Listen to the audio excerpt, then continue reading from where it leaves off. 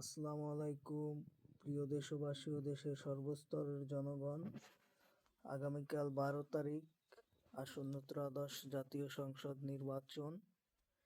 এই নির্বাচন একটি অত্যন্ত গুরুত্বপূর্ণ নির্বাচন, তাই আমরা সকলে ভোট কেন্দ্রে যাব এবং আমাদের ভোট দিব এমন যোগ্য প্রার্থীকে, যিনি আগামী দেশ ও দেশের মানুষের কল্যাণের জন্য কাজ করতে পারে এমন যোগ্য প্রার্থীকে আমরা ভোট দেব।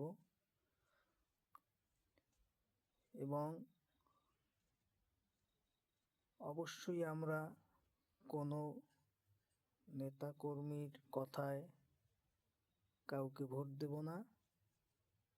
আমাদের পছন্দ অনুযায়ী যোগ্য প্রার্থীকে ভোট দেব এবং আমরা কোনো কালো টাকার কাছে বিক্রি হব না এবং কালো টাকার বিনিময়ে আমরা কাউকে ভোট দেব না।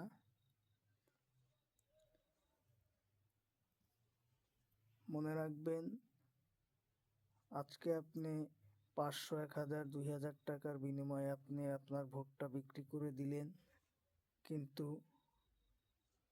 আপনার ভোট একটি গুরুত্বপূর্ণ ভোট, যেটা কোটি টাকার চেয়েও দামি, যেটা টাকার বিনিময়ে বিক্রি হয় না। তাই আমরা যোগ্য প্রার্থী দেখেই ভোট দেব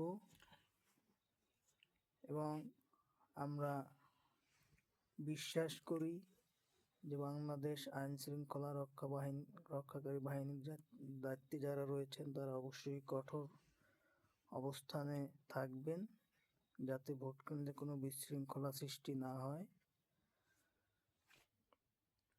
সেটা বাংলাদেশের সকল মানুষের দৃঢ় বিশ্বাস।